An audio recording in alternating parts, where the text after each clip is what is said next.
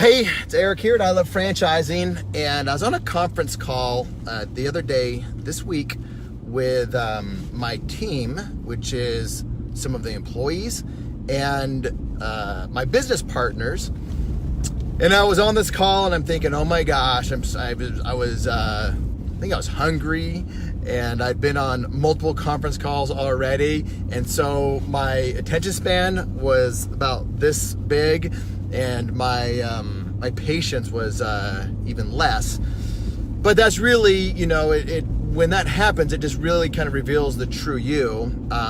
So your strengths are stronger and your weaknesses are weaker.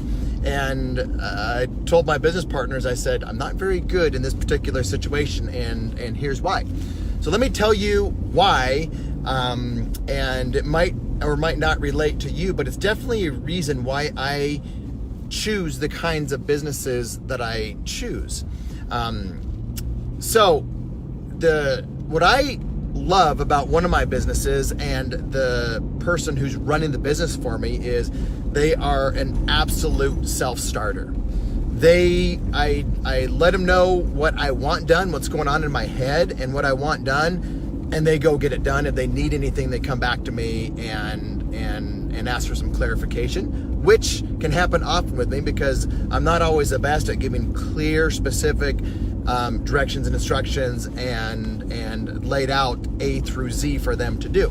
That's what I'm not good at, and I'm okay with, I try to get better at that, but I'm not going to change who I am. I'm going to hire the kind of person that thrives in that type of environment, which is the kind of person that does not want to be micromanaged, because they're not going to get micromanaged by me, because I'm not a micromanager unless someone's really not doing what they're not, where that is something that they should be doing and they don't know how to do it. That's when I will micromanage, and I probably am a horrible micromanager. So I like businesses that allow me to give someone some responsibility and say, here's the framework of it. This is what I want done. Go do it. And they're like, I'll go do it. So in other words, it's the mindset of a business owner, because I don't want, nobody has to tell me exactly what to do from point A to point B to C. They just need to say, hey, this is the goal, and if I know the goal, I'm going to get there. That's who I want to hire. And they can be the ones that give clear, specific direction to the people in the organization that need clear, specific direction on everything, the playbook on how to do it. So that's why when people say, Eric, what business are you buying? I'll buy what you buy, because you seem to do well with getting into the right franchises.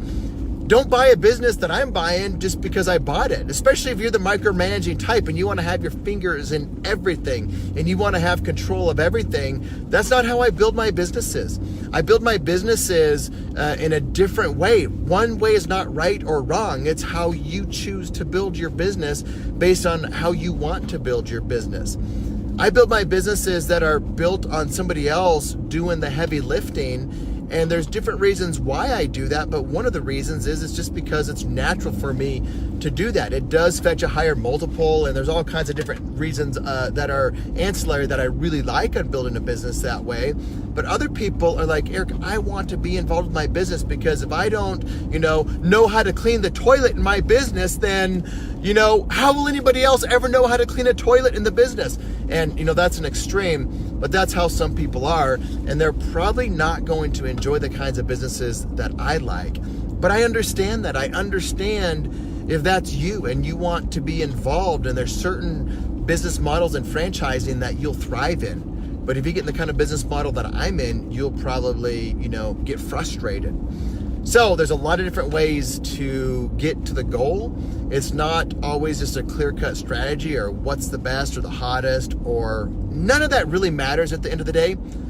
Marketing and all of that stuff will try to tell you that it really matters and it's the most important thing.